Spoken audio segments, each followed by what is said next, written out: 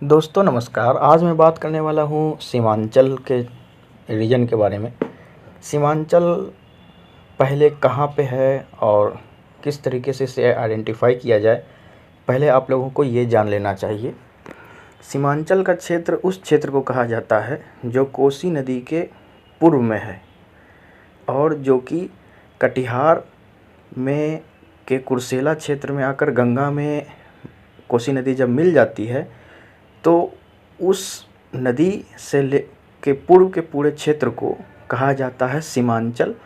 और वह क्षेत्र जो कि नेपाल से लेकर के कटिहार तक के, नेपाल बाउंड्री से लेकर के कटिहार तक के क्षेत्र को सीमांचल क्षेत्र के अधीन माना जाता है।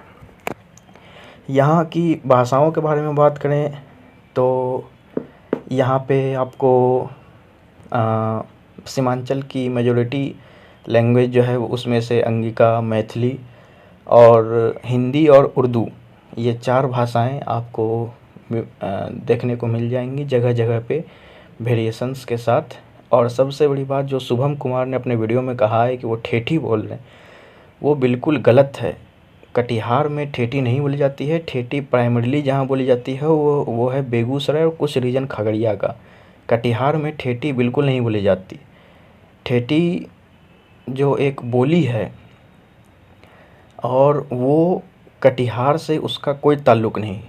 और ठेठी दरअसल इसलिए भी शुभम कुमार बोल रहे हैं क्योंकि ठेठी जो है वो ना एक तरीके से जहाँ पर भी कोई नेम नहीं होता है किसी रीजनल लैंग्वेजेस का, वहाँ पे लोग उसे ठेठी बोलना शुरू कर देते हैं। क्योंकि ठेठी वास्तव में कोई बोली या लैंग्वेज के रूप में नहीं उसको विकसित किया गया था। ठेठी का जो हिस्ट्री रहा है वो ठेठ शब्द से रहा है। और ठेठ मतलब वो होता है, मतलब एक तरीके से देहाती, मतलब कि ठेठ मतलब ये होता है जब आप शहर से के आउटस्कर्ट्स में बढ़ते हैं, गांव की तरफ जाते हैं, तो उसे ठेठ रीजन कहा जाता है। और ठेठ से ही मतलब इसके, और आप प्राकृत में जाएंगे तो एक शब्द है टेटिया। तो टेटिया, ठेठ, ये सभी शब्द का जो रूट वर्ड है वो एक ही है, जो है टेट या फिर टेटी, इस तरीके से। तो इसी से बना है ठेठी। और टेटिया का मतलब होता है एक तरीके से जो कि किसी भी चीज़ का जवाब सही तरीके से नहीं देता हो, मतलब कि पूछा जाए कुछ तो उसका जवाब एक तरीके से बहुत ही निगेटिव वे में देना, उसे टेटिया कहा जाता है। जो ऐसा देता है उस बंदे को कहा जाता है। हालांकि ये आज का विषय नहीं है। आज का विषय है कि सीमांचल में मुस्लिम पॉपुलेशन ग्रोथ क्यों इतनी तेज़ी से बढ़ रही है। तो इसके लिए सबसे पहले हमें, जो मैंने बताया आपको कि सीमांचल का रीजन कौन सा है और सीमांचल में कितने ज़िले आते हैं वो जान लीजिए। सीमांचल में जो ज़िले आते हैं वो है कटिहार, किशनगंज, पूर्णिया, आपका अररिया, सुपौल और सहरसा, मधेपुरा। इतने क्षेत्र जो हैं वो सीमांचल क्षेत्र के अंदर माने जाते हैं। और सीमांचल को लेकर के वो AIM जो एक पार्टी है ओवैसी की, वो इसमें अपनी सक्रियता बहुत ज़्यादा दर्ज कराना चाहती है। क्योंकि AIMIM जो पार्टी है वो दरअसल पोलराइजेशन का काम करती है। मुस्लिम, जिस तरीके से बीजेपी को प्रारूप है कि ये हिंदुत्व को बढ़ाती है, उस तरीके से AIMIM की जो पार्टी है, इनके ऊपर ये आरोप है कि ये मुस्लिमों का वोट अपने ओर खींचना चाहती है। हालांकि ये सब राजनीतिक बातें हैं। तो आप जब ट्विटर पे जाएंगे भी तो सीमांचल नाम से आपको कोई भी बड़े बोर्ड का कोई भी ट्विटर हैंडल नहीं मिलेगा, लेकिन AIMIM का मिलेगा सीमांचल नाम से। क्योंकि उन्हें पता है कि यहाँ पे मुस्लिमों का जो ग्रोथ है वो बहुत तेज़ी से हो रहा है। और यहाँ पे आज न कल जा कर के AIMIM की पार्टी जो है वो अपना जो है वो वोट बैंक वाला राजनीति कर सकती है। तो ये बात है। दूसरी बात अगर इसमें ये देखा जाए कि अब ग्रोथ क्यों ज़्यादा हो रहा है, तो ग्रोथ ज़्यादा इसलिए हो रहा है क्योंकि इसका नाम पर ही जब आप ध्यान देंगे तो इसका नाम है सीमांचल। मतलब कि सीमांचल जिस तरीके से टर्म है पूर्वांचल, मिथिलांचल, उसी तरीके से सीमांचल भी एक टर्म है जिसे कि पर्टिकुलरली एक स्टेट गवर्नमेंट एक बेटर एडमिनिस्ट्रेशन के लिए बनाती है, उस लोकेशन के ऊपर खास ध्यान देने के लिए। जैसे उत्तर प्रदेश में भी है पूर्वांचल एक टर्म है, उसी तरीके से दक्षिणांचल है, मध्यांचल है, पश्चिमांचल है। ये 4 टर्म जो है वो उत्तर प्रदेश गवर्नमेंट ने बनाया, जिसमें पूर्वांचल में भोजपुर अवध का रीजन आता है, मध्यांचल में अवध और कन्नौज का रीजन आता है, और दक्षिणांचल में वो बुंदेलखंड का रीजन आता है, और पश्चिमांचल में जो है खड़ी बोली और ब्रज का क्षेत्र आता है।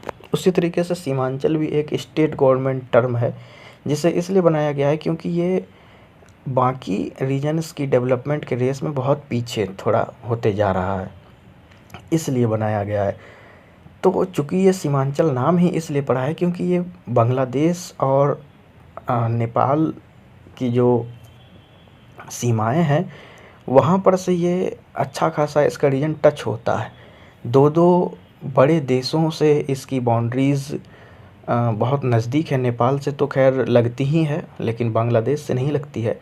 लेकिन बांग्लादेश से नहीं लगने का कोई मतलब भी नहीं है, क्योंकि वो बहुत नैरो गैप से के बीच में बंगाल आ जाता है, और मालदा वगैरह के क्षेत्र में तो बहुत ज़्यादा है ही पॉपुलेशन।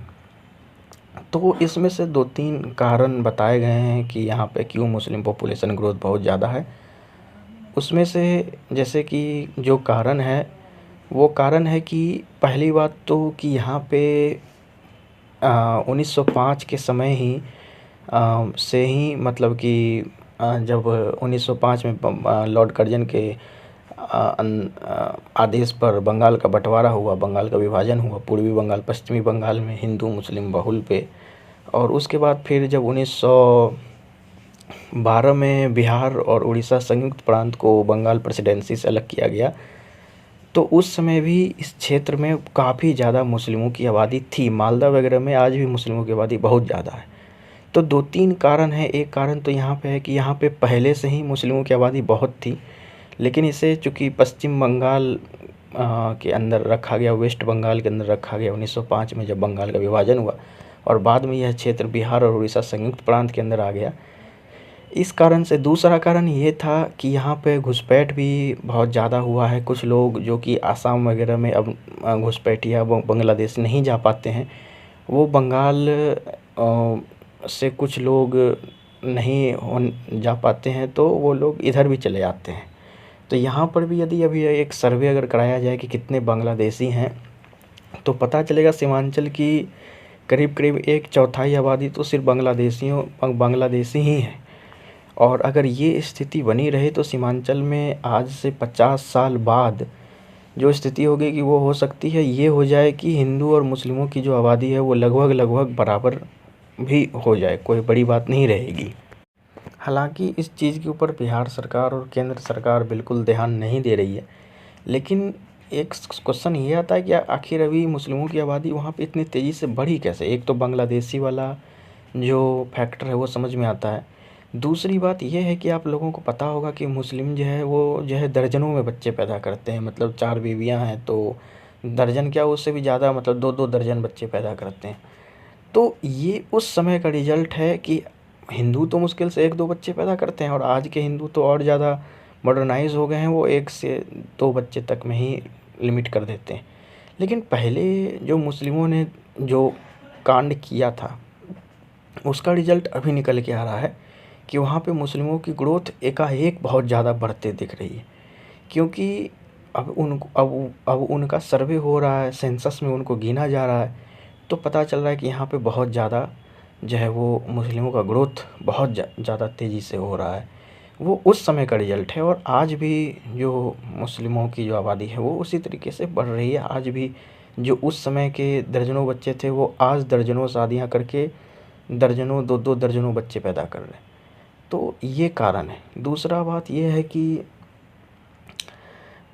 इस फैक्टर के होने के कारण जो एक न्यू इशू जो बनते जा रहा है सीमांचल के क्षेत्रों से, कि डेमोग्राफिक्स वहाँ का बिगड़ते जा रहा है।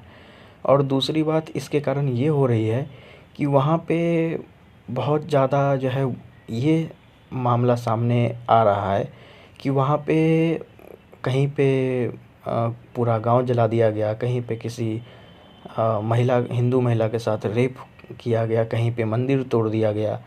ये सब जो है वो सब अब धीरे-धीरे वहाँ पे आम चीज़ बनते जा रही है। तो सीमांचल का जो रीजन है वो एक अलग टर्म धीरे-धीरे बनते जा रहा है, और सीमांचल जो एक अलग टर्म जैसे बनते जा रहा है, तो जैसे कि अभी बिहार में मुख्यतः हम लोग 4-5 टर्म में बाँटते हैं। एक अंग, मगध, भोजपुर, मिथिला।